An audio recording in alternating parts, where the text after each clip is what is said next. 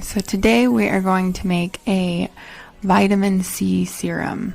I created this recipe as an experiment.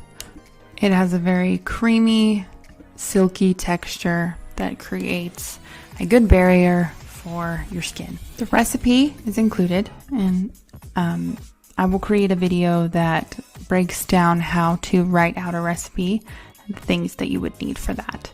Okay, let's get started. So first I'm going to process phase A, which is distilled water, 47%. For 200 grams works out to be about 95 grams. So I measured that out with a scale using grams. Next we have our aloe vera, which the recipe calls for 10%, so 20 grams.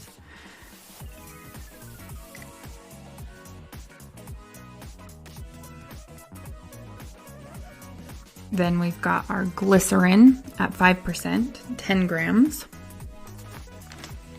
Phase A calls for xanthan gum as well, but I will put that on a watch glass and add that during the heat phase.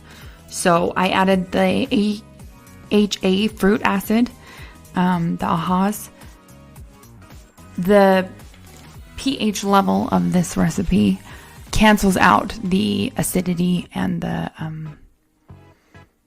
use of the AHAs, but it can create a more moisturizing product, and so that is why I added it into this recipe. AHAs and BAHAs, BHAs and AHAs, they are typically more acidic, and so you do them more in a regimen of cleaning your skin. Next we have phase B. I just added the jojoba oil at 4%, which was 8 grams. Dimethicone at 1%, so 2 grams. I'm doing that right here. Then I will go ahead and add the stearic acid.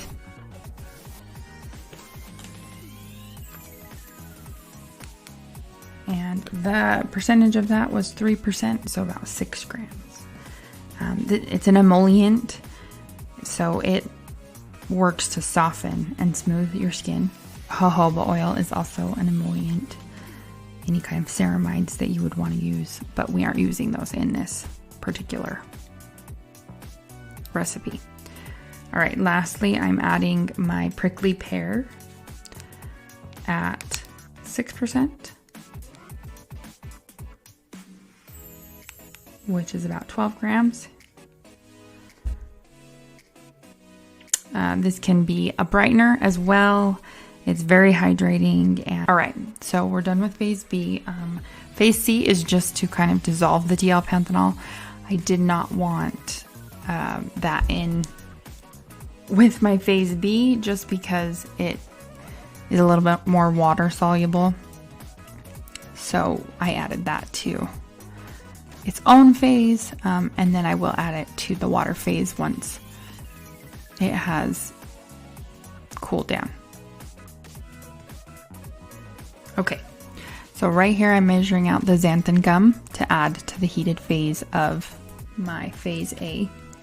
And I did this just because I have found that it works better to add it once it's heated. It will congeal kind of and create little thick patches in your mixture, so it helps to add it while it's heated up. I find that it can mix better. So here I am adding that and mixing it in. Phase B is also in the pot heating. Phase B is melting down the stearic acid and mixing in with the dimethicone, the jojoba oil, and the prickly pear.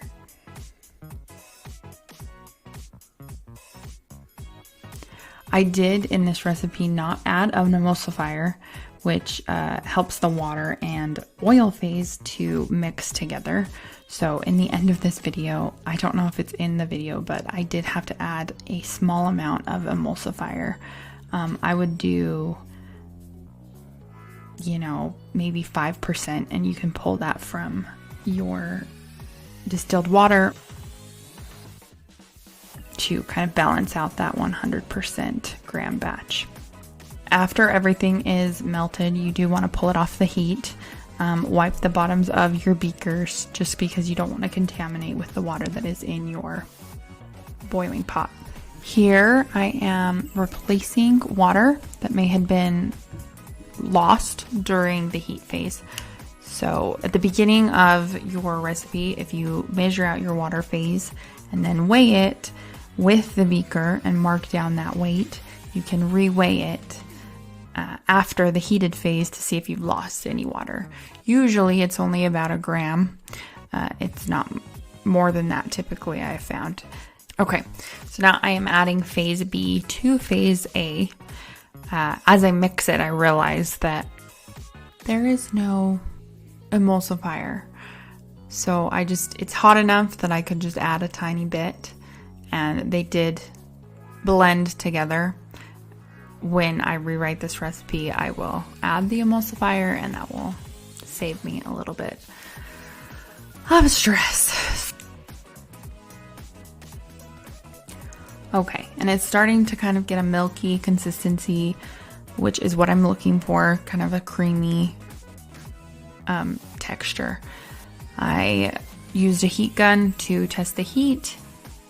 This is because you have to make sure it's under a certain temperature to add your preservatives, which stabilizes the mixture, creates a shelf life for it. Usually the temperature you want is below 95 degrees, but it can be lower, just depending on what kind of preservative you're using. All right. I used an immersion blender to kind of blend those three phases, together. And this also helps to mix the xanthan gum, if there's any kind of chunks left in it, together. I have not yet added my preservative, so I was blending it, kind of getting it prepared. The heat, it still was a little too hot to add your preservative, but I'm checking the texture here. I really love this texture. It slips on your skin or has low drag. Right here I am measuring out the vitamin E, which was at 1%, 2 grams. Typically that is what recipes call for, 1% of vitamin E. Next is the Geogard 221, which is a preservative at 1%. That's about 2 grams.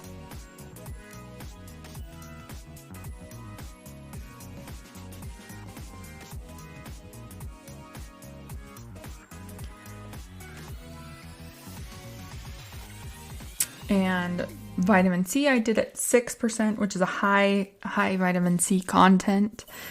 I don't know that that is necessary. Again, this was my first recipe with the vitamin C. I do love the way that it feels on my face, but I don't know if that's a bit excessive. I think it's usually between 3% and 5% that you put vitamin C in a recipe. That's about 12 grams, that's 6%.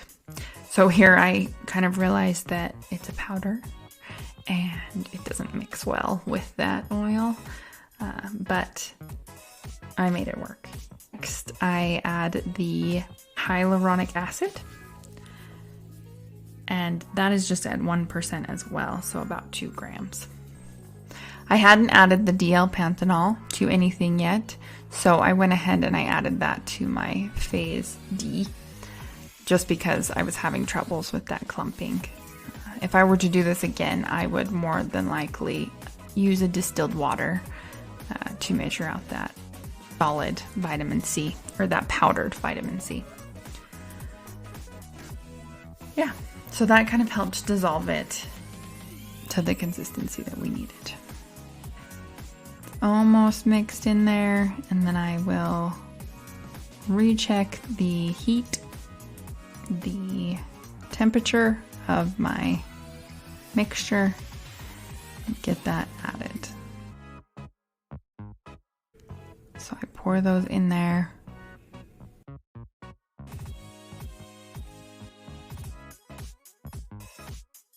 Finally, I pour a tiny bit into a little beaker to test the pH. I wanted the pH to be anywhere between 5.5 and 6.5.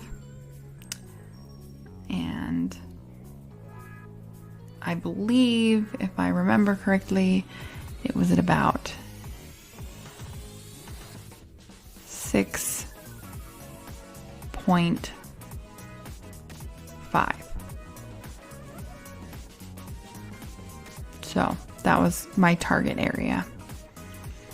All right, now I'm just putting it into the bottle and we are done.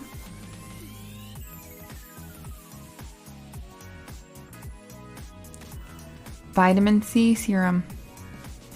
A brightener, helps protect with sun damage, moisturizing, and creates really soft skin. Thank you so much for watching.